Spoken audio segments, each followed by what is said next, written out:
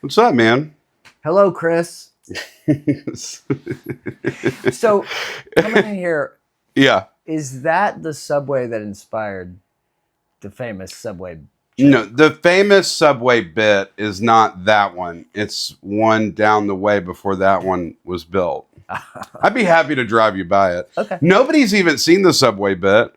And to be quite honest, it's going to be on the special, but I haven't done the Subway bit in so long. Is it a good joke? It's a great joke. You think so? It's a classic. I think it's such a hack bit. I think it's so terrible. But don't you feel that way when you get into your stuff? When it's done and you've done it for a while? I think about it, I closed on that for like a couple years. This is why I had to stop. I got tired of all my jokes. Yeah. Well, you got to stop when you're tired of them. Got to start again. Write some new ones, hopefully. It's not working, but we will get there. You know?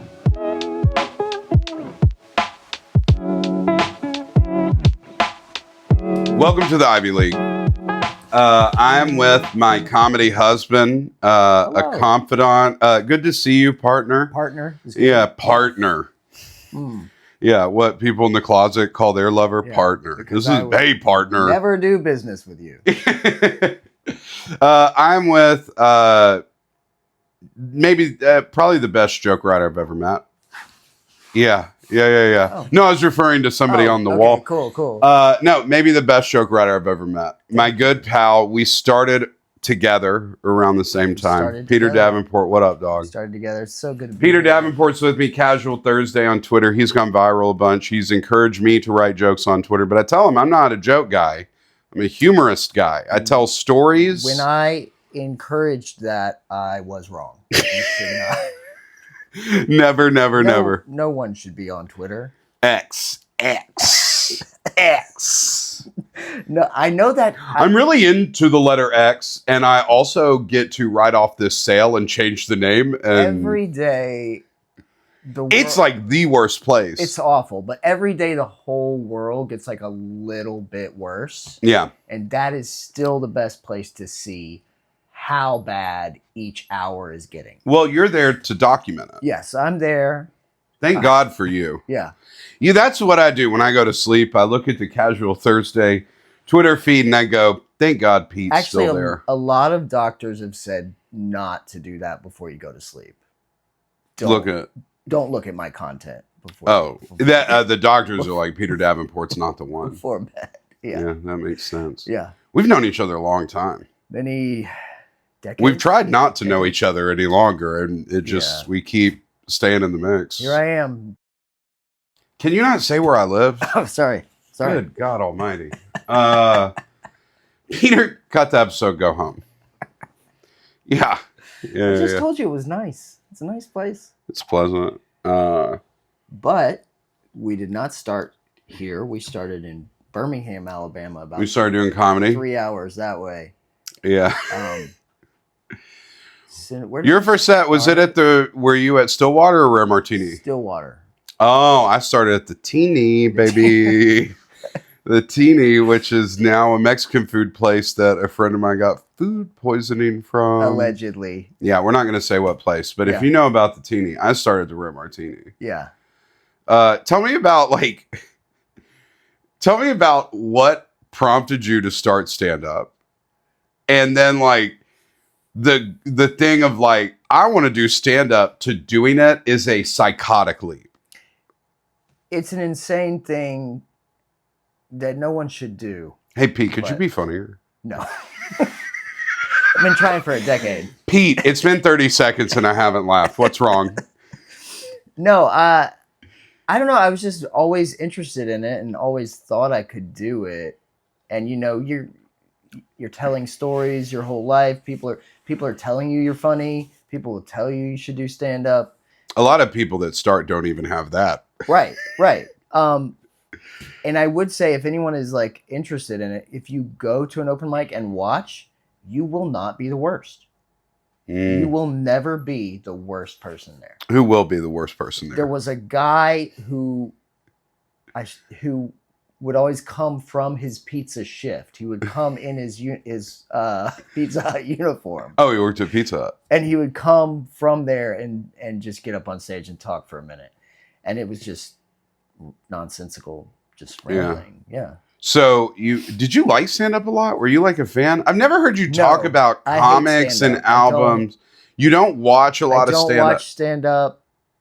I love live stand-up.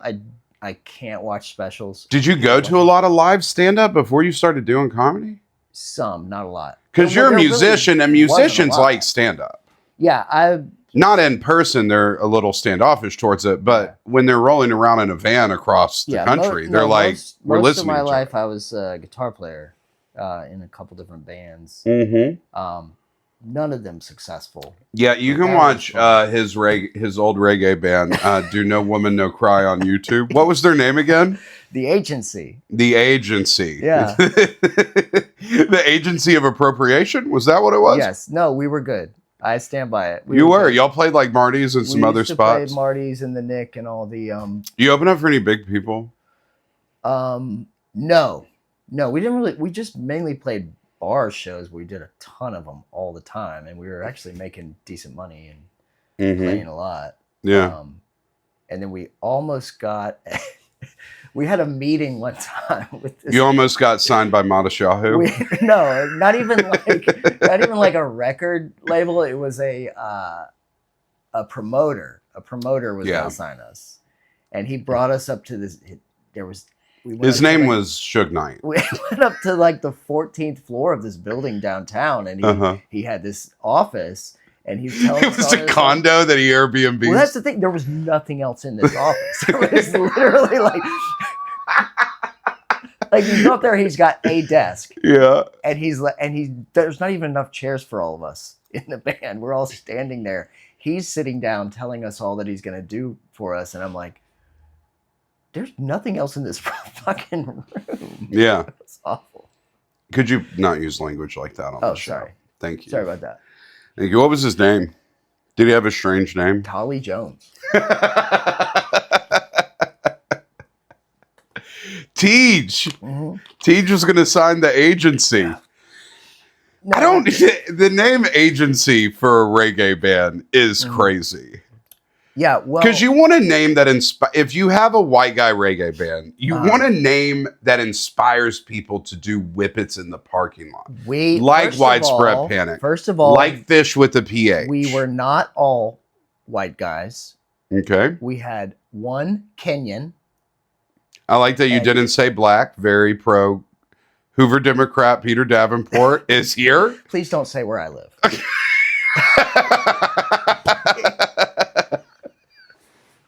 I say your kids' names?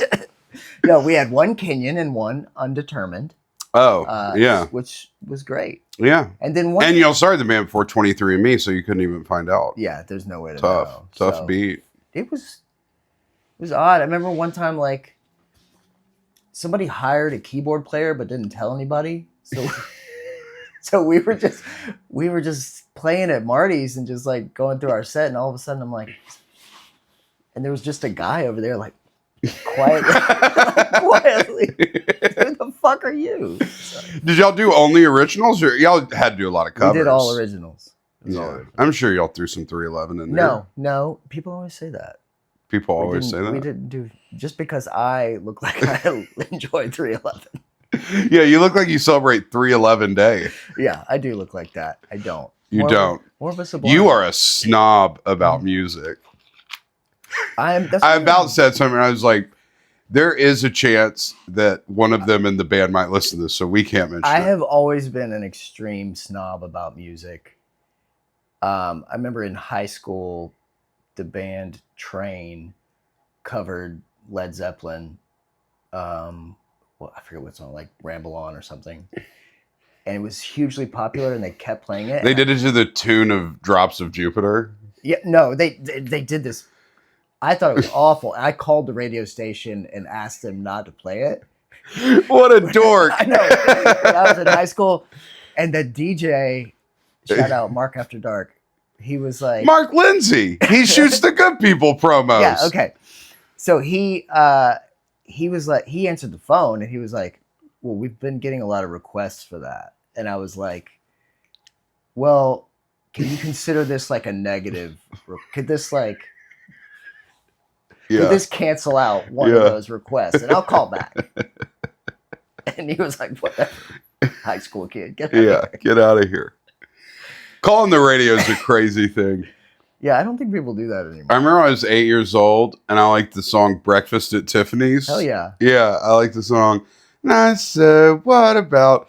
And I remember I called the radio station over the course of a day, and I kept requesting the song. And then the guy was like, dude, could you just not call here anymore? Because it was the same guy who picked up. Because you think radio stations are these big places with and it's just like one dude in a mobile home unit in a unincorporated part of your city. Yeah, that's crazy. Brutal. The agency. Mm-hmm. How long was the agency together? How do you form a band? 5 years. 5 years? Y'all played for 5 years? Like 4 or 5 years, yeah. Would y'all practice every week? Yes. Yeah, we the drummer had a house and we would go practice there. Every week. Before that, we had we rented a storage unit out. A lot of bands do that. We rented a storage unit. Like a Pinson or something where it was cheap? In Bessemer near the cat food plant. And when the wind shifted, that was the worst smell I've ever smelled in my life. Yeah, dog, that's where the Amazon warehouse was. Yeah. Where you got your start. In comedy, yeah. And we do the break room at Amazon, do a Type 15 on the types of cardboard, and it would do great. Yeah. So you were with a band for 5, y'all practiced every week, and y'all were good. What's the biggest gig y'all ever played? We got a residency at the Nick, which was huge for us. And we played like they gave us like a Thursday night or something for like a couple months straight. And we played every time. And we didn't make any money, but it was fun. That's kind of like how we got better, really. Right. Just like doing stand-up, just the repetition of doing it. Better and better. So the agency ends. Have you had your kids yet, or did the agency end? And were you like, I can't be a dad and be in a reggae band? I want my children to respect me. No, it had ended a couple years before that, like right as I was getting married, and then I kind of tried to start a couple other bands. I was probably too old for it, and then I had kids and started doing stand up, and look at me now. Yeah, in this chair. In this doctor's office waiting room chair. Yeah, I killed my therapist and took these chairs. So somebody had to, yeah. And then you started stand-up after your kids were born. I bet your wife was pumped about it. You know what's great? Being married to an open micer. She was confused. Yeah, because you don't like stand-up. No, I don't enjoy stand-up. Yeah, and she's like, I'd rather you play music. That is hotter. Yeah. It was a tough sell, but it was... Yeah. It was fun. So what prompted you, other than like, I liked it and wanted to try it? I just wanted to be on stage, and then I started going to mics and like watching a little bit, and I was kind of like... Were you watching with the intent to do it, or were you like, oh, I'm not playing in a band, I miss that sort of environment, I miss the fellowship? I missed being around it. I just... Really, I did always kind of have the intent to do it, though. I remember, like, the real catalyst was a buddy of mine was getting married, and I had to give a toast. And I spent all this time writing the best toast anyone's ever written, and I crushed. And I was like, oh, okay, the laughs. Give me the laughs. The laughs. Yeah, I would like it. So then also, it's hard to start a band. Yeah. It's good to do something solo because it's only up to you. That's the thing is like it was such a nightmare, like just scheduling, like trying to get. Can you practice today? No. What about tomorrow? Like you know how it is trying to do a podcast with people. Yeah, and you showed up late. Yeah. Thanks, yeah. Pete. So then you go up, you went a few times. Mm-hmm. Who was your favorite comics to watch when you started? Because you were at Stillwater.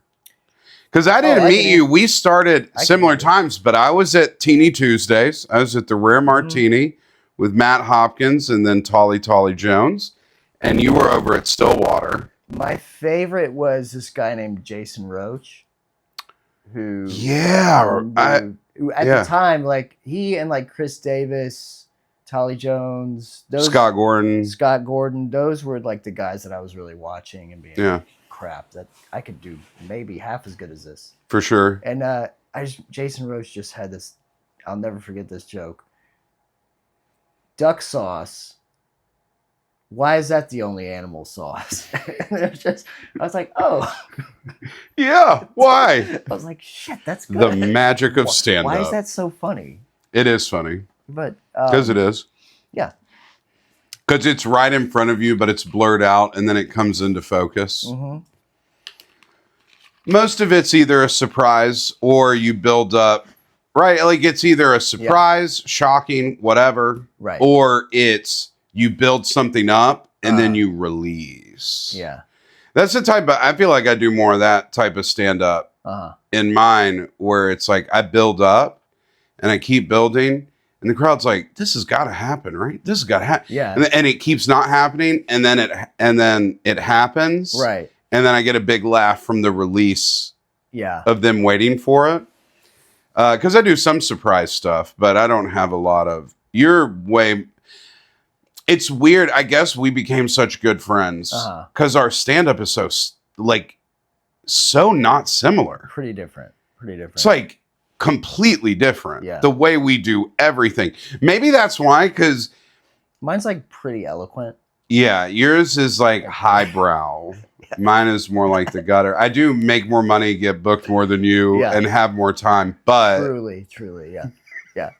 No, we never had I never had a competition with Peter. I think it's because our comedy. Thanks for putting down these fake glasses. By the way, you've been holding for 20 minutes.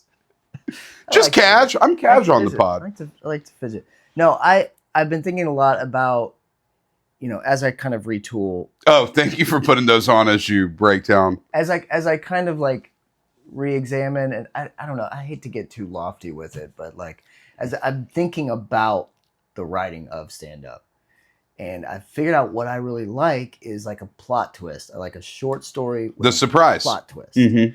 I like that, and I like subverting like the norms that you have to do in stand-up. Like I really don't like them. Like when you're hosting, you got who's having a birthday, who's drinking tonight. I've always hated that stuff, but you kind of have to do a little bit of it. Right. There's a reason it's there. It's because you have to like get people at least listening and engaged. So have you ever seen the Steve Martin thing where he's like, you can say anything when you walk out there. Just be like, hey, we're out of chicken tenders. Like you gotta. Yeah. So that's why, like early on, I was writing really stupid stuff, but it was like, ladies, who's chewing tobacco tonight? Like ladies, who's chewing? Where my skull sisters at? Like that kind of thing. Yeah. Every time I do this, this is Peter Davenport with the mic. One of my favorite things. This is me. You limp your wrist and then you sort of flick it around. This is me asking a question that I don't expect anyone to answer. I love it. It's so funny. I like doing that, and then I figured out I really like just telling people when something's funny. Mm-hmm. I really like just being like, no, that's a good one. I love when you do that. That's actually a great joke. Yeah, that's actually a really good joke. Yeah, that's a really good joke. And it's even funnier to me when they don't laugh. Yeah. And then I have to remind them, no, I'm actually good at this. I lunch with a friend who's not a comic, and he said he had seen you once. Uh-huh. Because I'm always like, you guys see Peter. Yeah. Not just because you're my friend, but I just think did I eat shit? I think you did eat. I think you did eat shit. I crushed Ivey. Yeah. Well, I don't like following you. I can't follow you. Oh, shut up! Stop it! Yeah. Stop it! Stop. Thank you for that, but that's not true. You're great. Right, but let's get back to your friend said I was awesome. Yeah. So he was like, I saw him the first time, I didn't get it, and then we did like a little video shoot. Uh-huh. And he was like, oh, it clicked in. And he goes, now every time I see Peter, it's like, I get it. Because you're so nuanced in what you do. Oh. And you're all like, it's a fun thing where you're always doing something funny. Mm-hmm. Not like you have to be tuned into the frequency. And once you're there, all the movements, everything, the turning around, I try to do a lot of, I don't know. Like everything you're saying is the bit. Uh-huh. And it's all worded and it all is there. But like if people aren't paying attention, because sometimes people are stupid. Yeah. And they don't get it. That's why I go loud. So, but you're intelligent enough to get me. Oh, I'm dumb. Excuse me. I'm actually one of the dumbest people that I know. So that's kind of cool that your friend like. Yeah.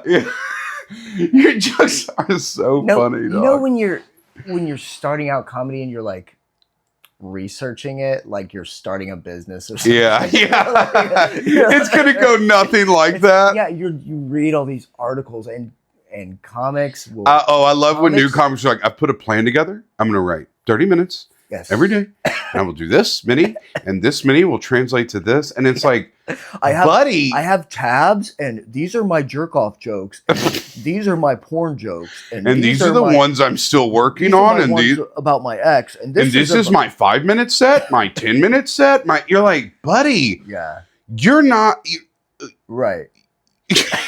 You're not even a funny person. This could be real hard. But I, in that very like formative time, and I was reading all these articles. One that really stuck with me. You read articles about stand-up? Yeah, I was a real dork about it. Yeah, what a nerd. I know. What? You did. No, I didn't. I watched stand-up. See, that's funny. We come from two. I just kind of watched stand-up. I haven't told it yet. Should I tell it now, how I got into stand-up? Because do you know the story? Well, I was just saying, like, I was literally Googling, like, how do I do stand-up? I was doing improv, and a lady that we know who goes by 3 names like a serial killer. Uh-huh. Oh, yeah. Yeah. So I was going through improv, and I got to level 3. I'll just tell it because I'll try to do this few times. So you had $50. I had paid like $450. Oh, I went to all 3 of the levels. And then somebody walked in and they just let this person take level 3 because they paid for the other 2. Mm-hmm. And I was like, this is a scam. And it was like that Office episode. Remember when Michael Scott's in improv and he always just pulls out a gun? Yeah. And like this person came in and would do the same thing in every scene. Mm-hmm. And then the improv coach would try to help. And this person would like argue with them about the merits of it. Mm-hmm. And I was like, this is terrible. And they had an improv showcase at the Teeny, because remember they used to do the improv show? And then stand-up open mic. That was super annoying because we would have like, there would be like 30 people there to see improv. 30, 40, yeah. And it would crush. And we were like, oh my God, this is going to be a good mic after this. And then it would end. All leave. So I was one of those people watching. I was like, people pay. And they would leave like there was a gas leak. And give me just a second. I want to check. And just want to make sure we are still going. Yeah. So everybody files out, and I'm still like, everybody files out, and I'm still sitting there. And Matt Hopkins comes up to me. Shout out Matt Hopkins. And goes, are you here for the other show? And I was like drinking a beer. R.I.P. to that. Yeah. And I was like, another show? There was nobody there. Yeah. Little did I know I would do hundreds of shows with nobody there, thousands even. Yeah. And he's like, yeah, we have a stand-up show. Do you want to perform? I was like, no, I will never. No, what? I don't have anything prepared. And he goes, listen, man, I'm just going to be honest. Like, we need 5 people to sign up.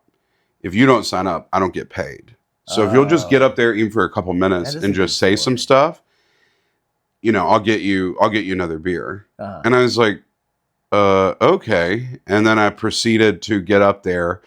I don't have the stand-up story where they built it up and all this stuff. It just happened. Yeah. And I didn't do good. I didn't bring people. I bombed horribly. And I proceeded to bomb every week for like 3 or 4 months.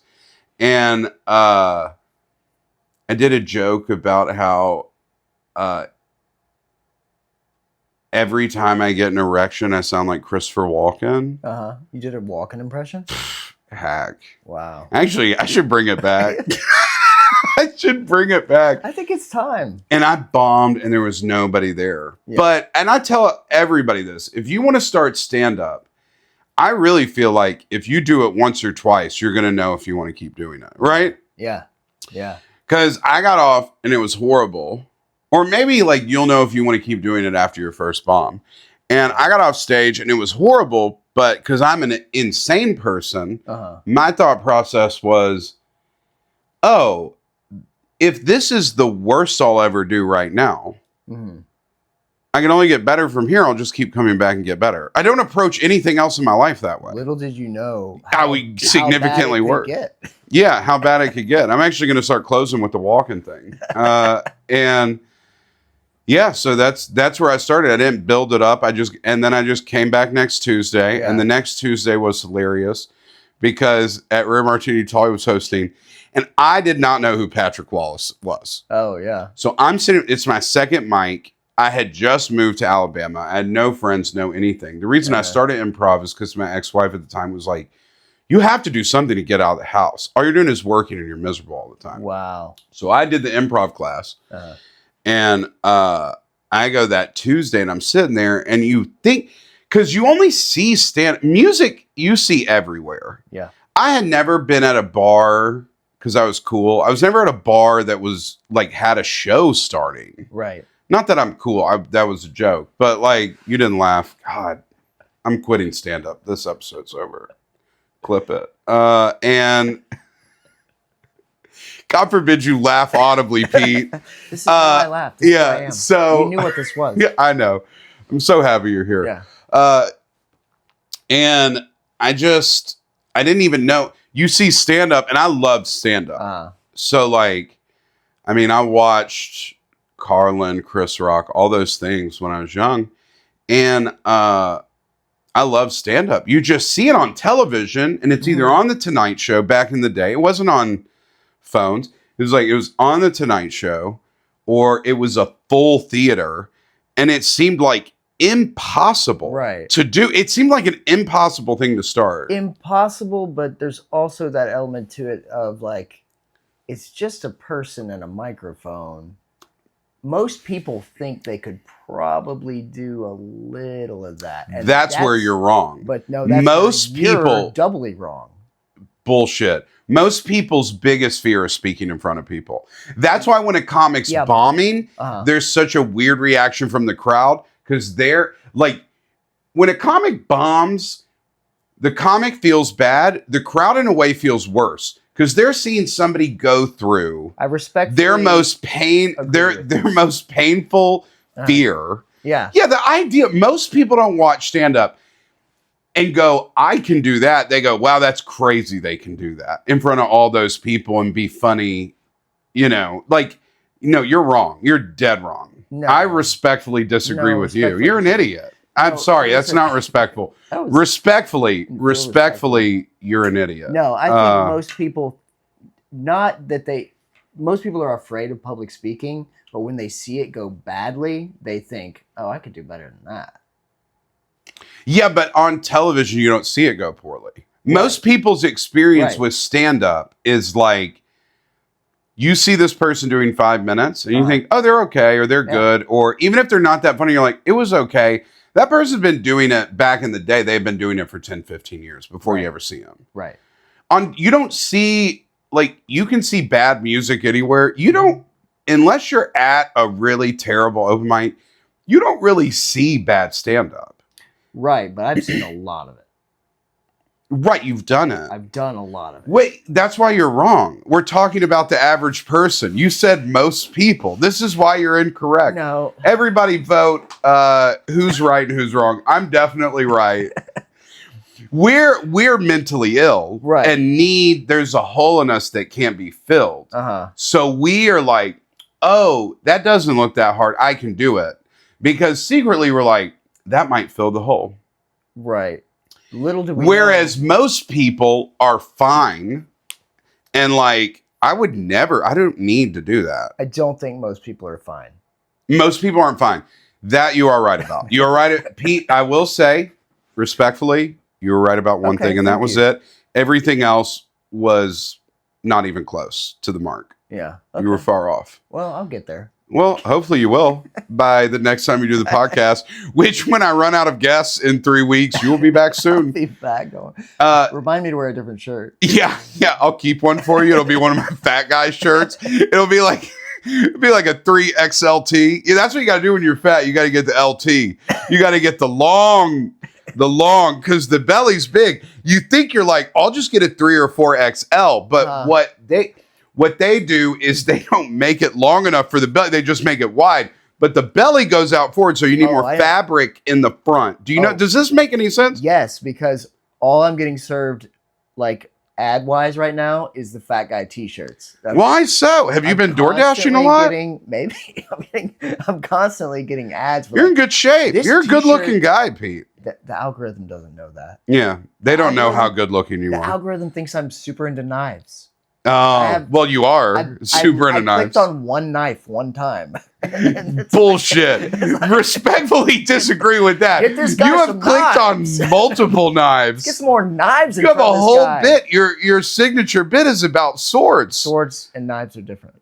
Yeah, you talk about like melding and stuff. Okay. When you pick up the mic stand, that brings me. Nobody's watching this. I'm not ruining Pete's bit. But when you pick up the mic stand, you're like, I'll have that. I'll have that. I'll tell you this. Incredible. Thank you. But you don't know how many shows. So when I wrote this bit, it's about swords. It involves a little like act out thing. Yeah. I don't normally do. So I think that makes it funnier. At least to me. Act outs are always funnier. So you don't know how many times like I've wanted to close with that, but I'm at a real shitty bar show and there's not even a mic stand. I'm like, damn. You know what I'm saying? Like You wrote yourself into a corner, dog. I gotta set. Bro, you wrote yourself into a corner, Playboy. Get it up. I'm like, no mic stand. Guess we're not doing swords tonight. That's why all my act outs involve me just like crouching and moving because no props, buddy. I've done the shows. I've done them. Yeah, but that was my experience at the teeny. We are not getting any points. P's going to be on a lot, man. We're just buddies. I don't know how else to talk to you about. That does take me back to before we got a little sidetracked. Yeah. I was talking about when I was researching how to do comedy. Oh, that's how this all started. Yeah, with you researching. Put the glass. You were like, so Dimitri Martin does this. I bet you love Dimitri Martin, dog. I bet you love Dimitri. You didn't like any good stand-up. You probably like indie stand-up. I mean, I loved a lot of that. Listen, I'm into guys that you've never even heard of. Look at the... I'm into guys you've never heard of. No, like the dumbest... I hate when people are like, I only like stand-up from the UK. Oh, yeah. You mean, that's like being like, I only watch European League basketball. Like, bro, get out of town. The best basketball is the NBA. Hate to say it, maybe in 30 years, because Americans, when we get good at stuff, we get lazy, and stand-up is sadly maybe becoming that field. It is for me. But, you know, the same way like all the best players are European now, in 30 years maybe, but stand-up in America is by far the best. Oh, for sure. Yeah. Good luck with your one-man show. But one of the articles... I do love one-man shows. I love artistic stuff like that. I'm just saying... You're not going to get Chris Davis back if you don't do one-man shows. Shots fired. Sniped. Chris responds. I just turned this into a gotcha podcast where I try to ruin people's lives for views. They're not like us. You know? Yeah. Good. See, you got to be tuned in to Pete. He did a Not Like Us thing. Even though the song's old, he is 80 years old, so you do have to... They play that at weddings now. Isn't that crazy? Like, everybody's grandmother is out there... Call it a minor. That's wild. It is insane. That's wild. Oh, my God. I wanted to mention... Thank you. Say something good about me. I've been saying a lot of good things about you. I'm ready for some Peter Pamper. First of all... Not going to call it that. This is our segment, Peter Pampering. This is not that. Hair looks incredible. Thank you, dog. Every time. Thank you. I've been working on it. Every time. I've been working on it. I've been taking care of it. I've been taking care of myself. It was always a... I'm still fat, though, dog. You're half as big as you were. Yeah, and I still need to be half as big as this. You're getting there. Getting there. God, I hate when people say you're getting there. You're Hey, getting man. there implies that I'm not even close to there. Because if I was close there, you'd be like, Man. you're almost there. You're getting there is like, you haven't even started the drive to Disney World. All you've done is bought some ears on Amazon. You know what you should do? What? Go take a walk at the mall. Adopt bulimia. Yeah. That's what I should do. I should throw up after I eat food. That's what I should do. As I was saying. Yeah, what's up? We did a podcast years ago. Oh, the goulash. I missed the goulash. And we had... segments. We had some sponsors. Okay. I told them that I was coming on here. You brought our sponsors back. Guys, big news. I got 2 new sponsors. Well, 2 of our old sponsors are coming back. Awesome. Thank you for bringing them here. So before we go any further, I need to get their names out there. They're going to be pissed. New Doorbell. Ever heard of them? New Doorbell. Who's watching your vagina when you're not home? New Doorbell. That's who. Sounds great. I'm so happy for them to be on. They were one of our great sponsors. Promo code Pete. Yeah, use Pete. Promo code Pete for free shipping and Ivey League. Yeah, and 10% off of your first month. We are also brought to you by the brand new 2026 Honda HPV. Ooh, Make the sure HPV. Get yourself in a Honda HPV. It's so quiet you can't even detect it. It's the only Honda you might already be driving. And you don't even know it. Honda HPV. Thank you. Pete, /Ivey League. Yes, thank you. Pete, thank you for bringing them back. Please check out Ring Doorbell and get yourself a Honda HPV with code Ivey League. Ring Doorbell, they will take /Ivey League. They will take /Pete because he buys them wholesale for when he cheats on his wife. Let's keep that off the podcast. You know I'm kidding. She's not. You actually said that like you cheat on your wife. She's not going to watch this. No. I love your wife. She's great. I always make a joke that she hates me. I think she does. Does she? Yeah. Okay, that's fair. No, but I like your wife a lot. You can tell somebody's a comedian's in a very solid relationship when their wife does not show up to anything. Nope. That's where you know the marriage strong. Yes. Because she knew you before stand up. She knew me so before. I'm not gonna. She'll know me after. Yeah. She knows you now. She knows me now. I know I did very early on, stop running jokes by her. Yeah. Because it puts way too much on their reaction. And one thing I love about her is she's a terrible liar. And she will not. She's a horrible actor, and she will not pretend to like it. Running bits is tough. I can't do it. You can't do it. I mean, I do it, but I can't. Yeah, I mean... Yeah, you still do it. You get too excited. I think you have to just go, can I run a bit by you, though? Yeah. You can't... Sometimes people try to, work it into conversation. Yeah. Oh, I hate that. It's not the I worst. put it down. When I was outside of a show. You have to call it out. I was after a show. If you see something, say something. Yeah. People think I'm mean. And it's like, Pete's the mean one. I'm the mean one. You are. People don't I was know. outside of a show, and a comic who did the show comes up and goes, so y'all want to talk about bits? And I go, absolutely not. And he was embarrassed. And it seemed a little mean. But again, see something, say something. Yeah. I hate if it... That comic... So last week... So stop it. No. No. He's choking someone out right now. Actually, and I mentioned, I'm doing 2 podcasts in a day, but we talked a little bit about the Theo thing in the last episode. You know, you saw that and we're like, that dude looked like he deserved it. Also, why was the video like Zapruder footage when he walked to talk to me? He comically had a bunch of balloons in his face blocking what he was saying. This shit looks like Looney Tunes, dog. What is he doing with the thing of balloons? Blocking, and then the balloons move when Theo chokes him out, and it's like, man, leave that man alone. I know y'all are ridiculous to this person. You know what? I was like, good for Theo, choke him out. It is fun to say. I think it's great to just carry balloons as like a talking point.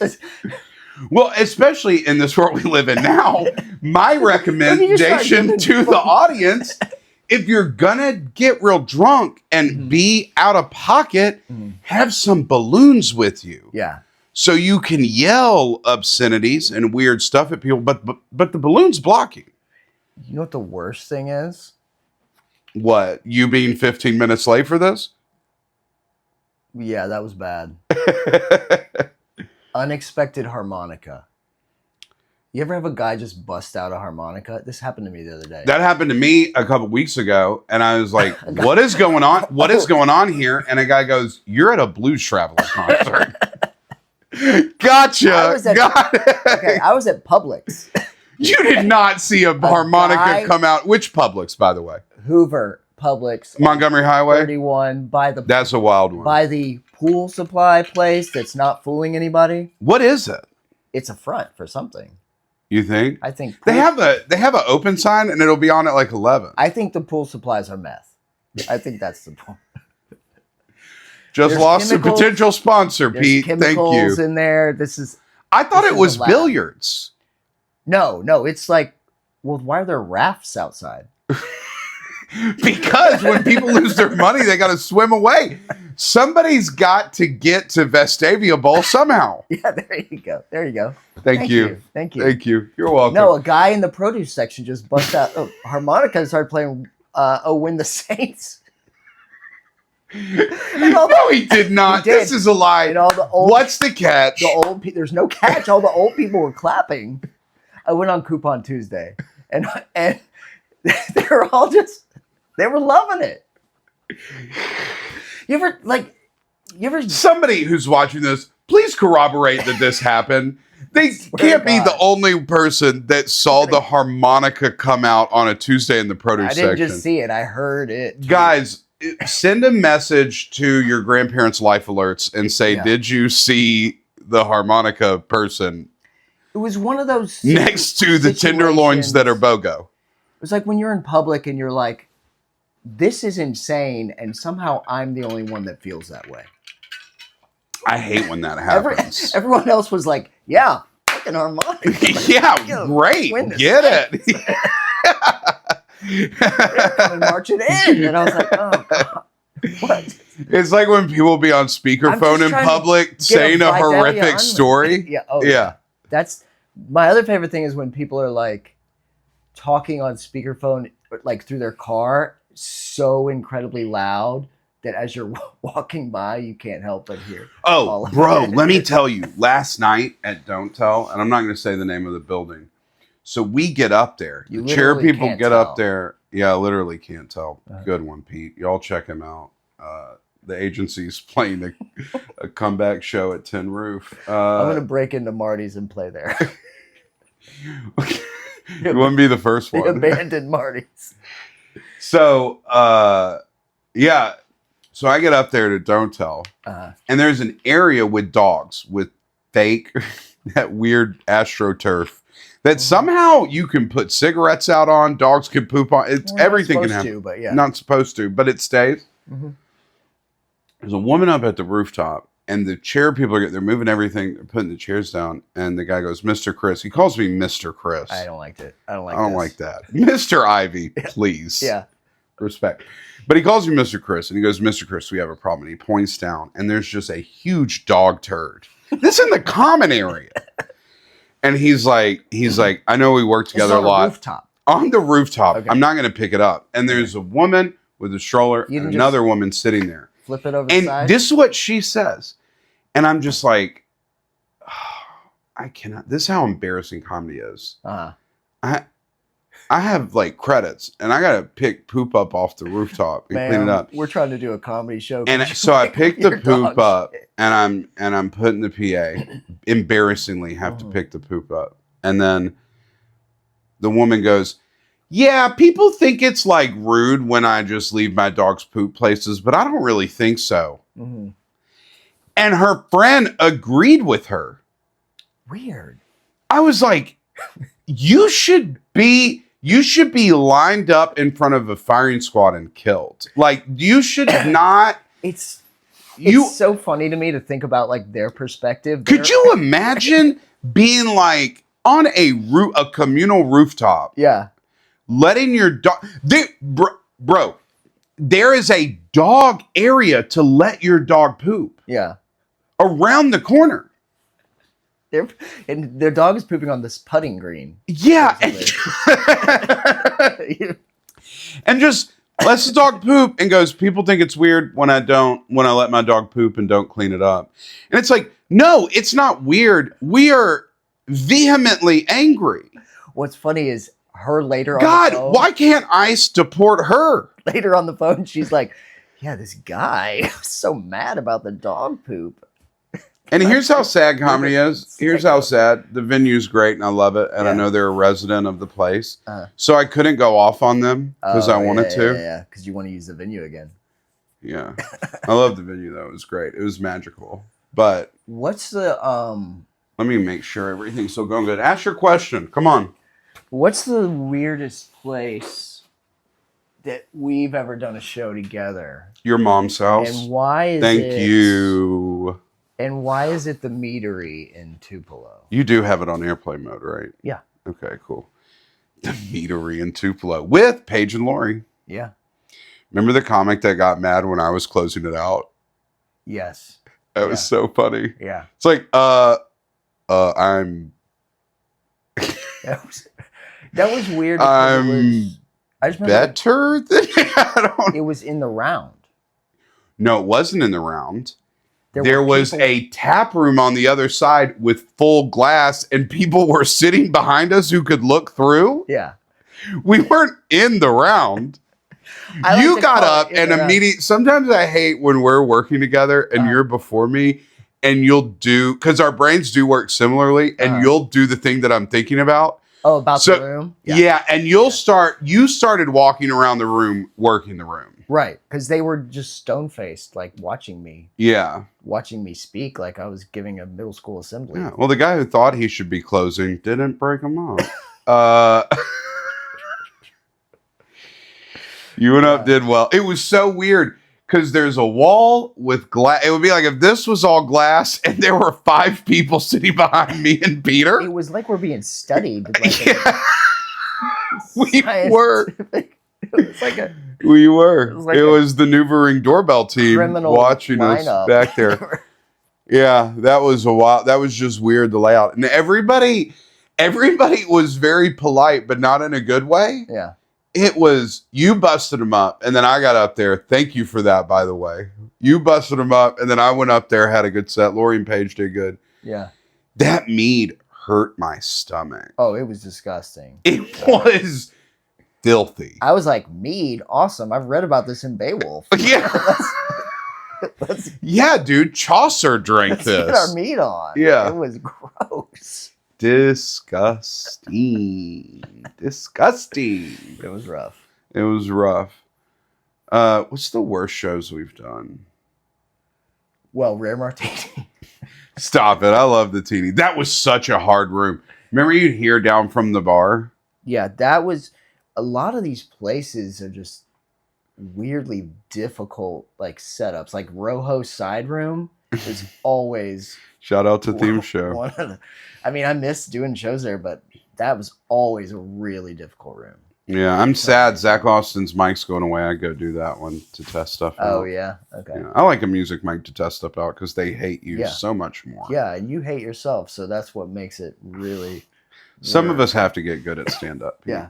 Some of us aren't a natural like you. Yeah, Some of us haven't done the research. I still haven't read and made notes like you. So, what does it look like? Like, what does your writing process look like? I know that's kind of a boring question, but like, but I'm genuinely curious. Like, you've never asked me that, and I don't think I've ever asked you. I don't really care, but it seemed like a thing to ask. So, it starts with a broad idea note. And then it's different now because I've hoped to God I'm a little better at stand-up. Right. So before an idea would start and it would be 10 to 15%, and then I would work it into shape. Now I feel like an idea starts and I can get the brass tacks rid of the bones 50%. And then part of my writing process is I call you. Yeah. And we talk about the bit. I like that part. And I'll tell you, and I might talk to another comic about it. If I can't get a hold of you, I'll go work it out on stage. Yeah. Solo. And then I'll do it on stage. And then because I've never really used a phone on stage, so I really have a good memory for it. But usually it starts out as a thought, and then the thought works into something that works, but it's not a full bit or chunk. And then like I'll have a story, and there will be like a thing in the story that'll be like, oh, that thing I wrote about cleaning supplies years ago in my notes actually fits into the story because it has cleaning supplies in it. So I'm like, Frankenstein, do that. So it's a lie. No. Okay. No, the stories are true. It's more like a movie. It's like based on a true story. Right, exactly. You know, like that's because like the Chili's thing, I did get fired from Chili's twice. Yeah. But the story about getting fired from Chili's the second time actually happened at a place called Belmont Grill, because what actually happened at Chili's the second time was so profane and terrible. I tried to say it on stage and it didn't work.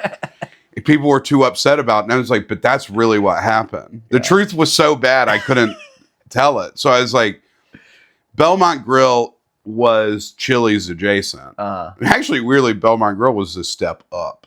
Oh. But the way the Chili's thing played out is exactly how it played out at Belmont Grill. Yeah, I did a lot of blow and showed up to work the next day.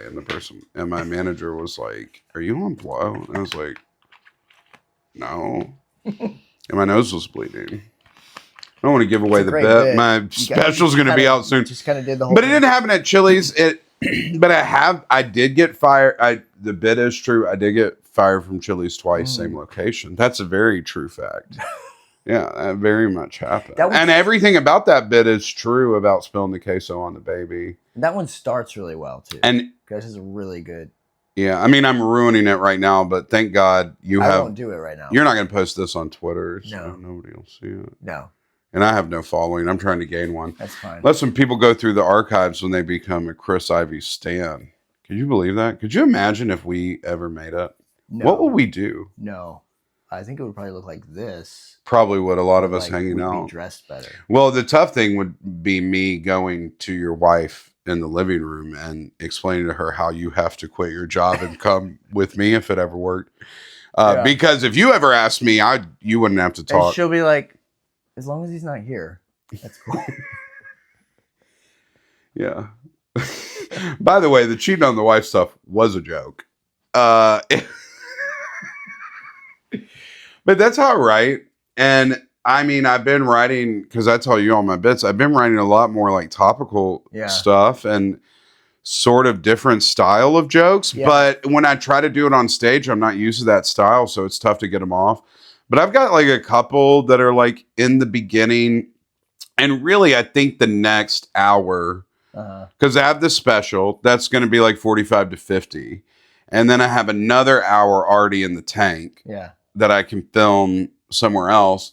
And then I already have 30 to 40, if I'm being generous, of the sober stuff. But the sober stuff's already worked at Stardom. So, and like worked well. So that's sort of my final testing ground. And it's weird because a lot of the best bits, like the cat bit, you write that and it really did happen. And you're like, well, this is never going to work at a club. I guess I'll just do this at bar shows and be fun for me. And it's crazy how you can work it into shape. Because you hear people talk about that when you're new in stand-up. Like, you got to work it over and you're like, that's not true. Either something's good off the top or it's not. Well, and it really is true. And then a long story, I mean, you'll see me work on a story over, 6-8 months? Yeah, for sure. And just tagging it, changing it, adding, taking half of one thing and putting it in there. So that's how my process works. And I'll make notes and stuff, but I will sit down and write. Yeah. That's you didn't care in the first place. No, I still don't. But what's your writing process like? Mainly about driving around and talking to myself. Do you do the voice memo on the phone? No, I just drive around and talk to myself. Does it start with fake arguments with people in your head? We're both insane. We do that all the time. That or something weird that I saw or some weird interaction. Yeah. Some very minor annoyance that I like to pretend I'm angrier about. Yeah. Wait, you lie on stage? No, not on stage. But then if you call it an embellishment. Artistic license. Ooh, artistic license is a good bullshit term. Yeah. And then if it makes it past the car, then it graduates to my kitchen where I'm also talking to myself. Ooh, making salmon patties. Yeah. That's an ongoing. That's so deep. Yeah. Nobody's going to get that, but they're going to be like, why did he laugh at that like that? Yeah. Just for me and Pete. So then if that works, I'll probably run it by you, try it on stage. Won't really know even then. You get so excited when you go, I got a new bet. It's so exciting when it when something works on like the first time you try it. It's like, oh, thank God I'm not insane. Well, I am, but not in this case. Yeah. And then a big part of it for me is going back and listening to it later. And that's when I can really kind of like keep the good parts, drop the stuff that didn't work. Sometimes I find myself oftentimes something I'm really excited about and it just doesn't work. Yeah, when I go just back dies. and listen to it, I'm like, oh, I completely forgot part of this. That's why they didn't get that. Yeah. Or I left something out. I'm like, no, this is a good joke. You guys just didn't hear the part in my head. I do the listening and the watching of the stand-up, but usually before a big show, if I have a really important set. And I went through a period where I would listen and watch everything, but then it started clouding how I could perform and caused me to overthink it. Yeah. And I know a lot of people tell you to do that, but I tend to overthink. Have you ever overthought before? No. I know. No. Never once with you. But yeah, I would overthink it, and then I would start weirdly ruining bits by tagging it more and not letting there be any silence or breath. Yeah, and I feel like you and because I feel like your stuff is so tightly written, and I do vibe comedy, you know. Well, I do mess myself up with the whole a hat on a hat thing. Like too many jokes. Yeah, that can be a problem. Like you can have too many in a bit. Yeah, like I'm trying to cram too many things in there. And then it's almost like a painting, like you got to know when it's done. Right. You could sit there and keep tweaking it forever, but at a certain point, you have to just move on. Yeah. Or you're like, damn, there's way too much lavender in this shit. Yeah. Maybe one more pass at it. Maybe one more pass. Yeah. Keep talking, Pete. Let's just see. Do you want to do the top 5 or do you want to do... Yeah, this completely tilted for a lot of this. Sorry. Oh, that's fine. People watching, we're having fun. It looks bad. Yeah, we got to get out of here. It's been a lot of fun having you, Pete. Yeah. We didn't get to talk about you getting Twitter famous. We didn't get to talk about... We got so off track. It was just fun hanging out and talking. Sorry, guys. The tripod slowly turned. We're going to work on it, but we're putting this bitch out. I promise that. I believe that. Can you not cuss? Oh, I'm sorry. Yeah. I'm sorry. Peter is a clean comedian. Let's start over. Okay. Run it back? Okay, here we go. In 1, 2, 3. Welcome to the clip it. That was good. Clip it. Yeah. Print it. Jose. Yeah, he's run it. 100. Also, Pete's racist. He thinks we have a Mexican worker here. They're not going to love that at the lib meeting you go to. Yeah. What is it like to be in the Illuminati? Sorry. One question before we get out of here. What's it like to be part of the Bilderberg? I'll tell you this. I am so tired of running the world. I am so sick of running things. It's all right. That's why you came on here to take yourself down a peg. Deeply. Yeah. Earlier this week, I had to give Trump a plane. Like this. You're from Qatar. Not pronounced Qatar. Which my girlfriend, if you're from my girlfriend did the thing where she goes, "Hey, what's the name of that place?" And pointing, I go, "Oh, that's Qatar." And she goes, "It's Qatar." And she was like, "You're stupid." And then afterwards, later, was like, I'm not gonna. Yeah, I called my dad. Was like, I called it Qatar, and he said it was Cutter. And it was like, you use that as ammunition on me? Cutter. It's not Cutter. I'm sorry. I'm from Tuscaloosa. It's not gonna be Cutter. Yeah. Oh, we didn't even get into being from Tuscaloosa. Yeah. But like we do every episode, Pete, thanks for coming on. I love you, man. Guys, sorry it was tilted a little bit. I was looking at it the whole time and I was like, is that tilted or is my head just cocked? You seem distracted. But it's straight now. If you didn't want to watch, you can listen to the audio version somewhere else. It's pretty funny. Yeah. It's pretty good. Pete, it's good to see you. We're going to have you on a bunch. Okay. We are going to do Punch Up Party at a certain point, which will probably be like on this feed. We have segments. Right. We have segments. I just wanted to talk with you. We're in the beginning stages of building this. Okay. Brick by brick, as we say with I'm our in the comedy. final stages of life, though. You are. He is terminal. It is stage 5. They actually created a new stage for what you have in stage 5. He has stage 5. Yeah. Speaking of stage 5, Uh-huh. on every episode we do a top 5. Where Peter are we gonna Davenport. see you on stage? Stage 5 is actually a new open mic at Monday Night Brewing, so you can go to stage 5. You will also die with that too. Yeah. Pete, every episode we do a top 5. Mm-hmm. What is your top 5? Oh, would you like my top 5? I would love it. Okay, great. So I have spent a lot of time in my life bartending. Wow. Thanks for getting to the point. Yeah. So I have come up with the top 5 worst drinks that I've made over the last couple years. Okay, the top 5 worst These drinks. are the worst drinks that people have asked me to make. This is not from anything... 5 up to number 1. Okay. Start with us. The 5 worst drinks somebody's asked you to make. Yes. Number 5. Vodka and Sprite. Oh, okay. This is a child's drink. This is for toddlers. That's what Michael Jackson served to kids.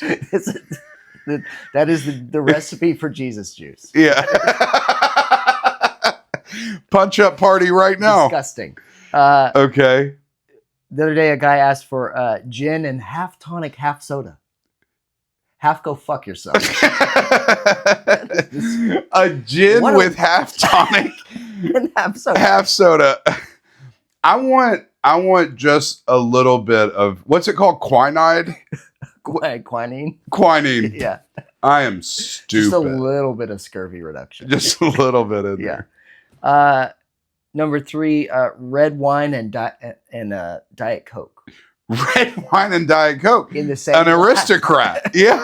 with a little ice. Diet Coke. What type of red wine? They don't know the different types of. It doesn't matter if you're asking me for that. You're getting cab. Yeah. I call it a cab and Coke. Yeah. Number 2, a guy asked me for a Michelob Ultra and ginger ale, which he together, which he said was European. yeah. Said, European diabetes. He said they do it in Europe. This is what they do not have Michelob Ultra in Belgium. He says they do. He said they do. What was his name? What if his name was Francois? Jeff Belgium what's his name? He's the president. I thought you were really going to let the real name. President of Belgium. New Belgium company. The worst order I've ever gotten. A woman comes up to my bar. And she just says, "Will you just scoop some ice into my hand?" A scoop of ice in the hand. Will you scoop some ice? My husband just hit me, and I need to put this down. She said, "Will you scoop some ice in here? I just ate a bunch of crawfish, and I need to wash my hands." Honorable mention: a guy asked me for a shot of orange juice. Specifically, a shot of orange juice. Well, he's on insulin, Pete. I mean, what is he supposed? He can't drink a full glass. I just need to take a pill. That's what he said. It's Oxycontin. It's Oxy. A pill with orange juice. I'm actually doing ecstasy at this wedding. So that's my top 5. Top 5. Worst and then drinks. Okay. And then last thing we end the show on, what's a recommendation for a piece of music, movie, TV show, book, piece of art, something recently that you'd like to recommend or has inspired you? Probably my own stand-up. Probably my own. Me? My own joke. I'm an inspiration to myself. That's great. Inspiration. That's great. No, I'm trying to think what I watched recently. Well, you had a Green Knight shirt on the other day, or today, but I filmed 2 podcasts in a day, so I had to switch. But Pete, you don't have to lie to people. You don't run bits by me. We talked about you had a Green Knight shirt on the other day. You mean 5 minutes before we did this? I'm deeply inspired by that. I like that film. Yeah, it's an incredible film. The Green Knight's amazing. That was the shirt I wore in the Mandel episode. Go watch that. I'm such a simpleton, a simple man of simple pleasures. I'm inspired by whatever HBO wants to put on Sunday nights. Yeah. I will watch it every time. It's always great. Speaking of Simple Man, you should see Train's cover of Simple Man. That's a callback, and that's how we're going to end. That's the Ivy League. Peter, I love you so much. That's how we do it in the business. Yeah, we're going to have you back. If anybody watched through the slanted view to get here, we're going to have you back real soon. I love you, bud. Just turn your laptop a little. We're going to have a lot of fun with Pete. Pete's going to be on the show a lot. Love you, Pete. Please rate, review, subscribe, leave comments. Thank you for watching. This has been the Ivy League. Till next time, see y'all. Bye.